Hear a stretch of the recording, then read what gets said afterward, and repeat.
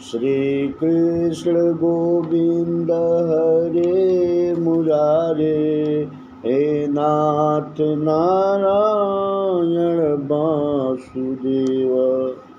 आज पार्ट 2 दूसरा दिन। आज की कहानी आगे बढ़ती है। तब नारद जी ने आगे क्या कहते हैं, तभी मैंने उस नारी से कहा, हे माते, यह सब कलयुग के पापों का फल है। इस संसार में चारों ओर पाप ही पाप है। स्वार्थ, झूठ, धन के लोभी लोगों का राज्य है। बस इसी कारण तुम्हारे दोनों पुत्रों की यह हालत हुई है। तुम यमुना तट पर आते ही बूढ़ी से जवान हो गई। उसका कारण मात्र यही है कि चारों ओर ऋषि मुनि सन्यासी रहते हैं। इस क्षेत्र में रहने वाले कलयुग में प्रभु भक्ति का त्याग नहीं करेंगे। अब तुम भी वहीं पर रहो। आगे क्या कहते हैं, हे मुनिवर, मैं आपकी बातों का विश्वास तो कर लूं, किंतु मुझे यह तो बताओ कि राजा परीक्षित ने बहादुर होते हुए भी कलयुग का संहार क्यों नहीं किया?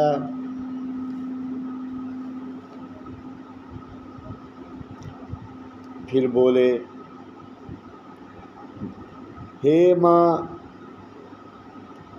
मेरी बात ध्यान से सुनो। जब पौरुष पृथ्वी और वृषभ रूप धर्म को मारता हुआ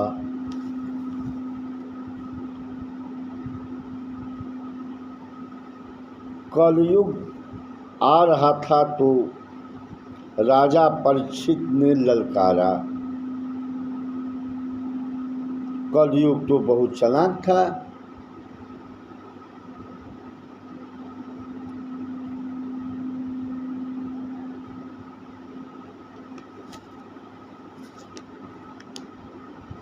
झट से उसने चाल चली और राजा परीक्षित के चरणों में गिरकर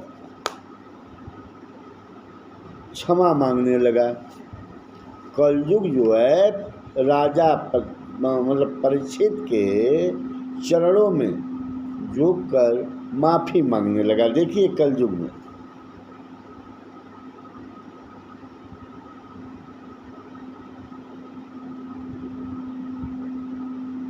राजन, मुझसे भूल हो गई। राजा दयालु है।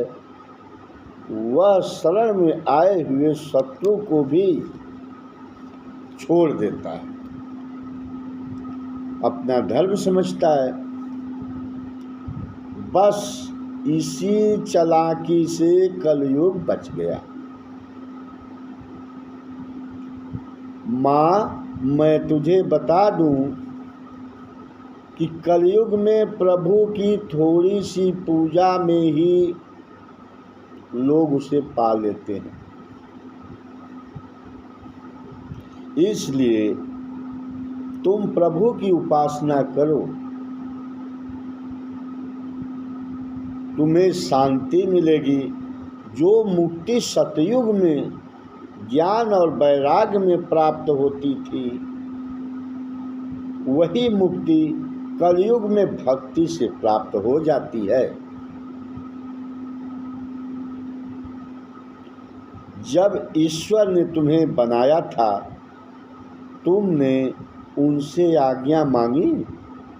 और पूछा, हे प्रभु अब मैं क्या करूं? यहीं पर दूसरा एपिसोड समाप्त। श्री कृष्ण गोविंद हरे मुरारे, हे नाथ नारायण वासुदेव। अब अगली कथा कल के एपिसोड में, तब के लिए श्री राधे राधे।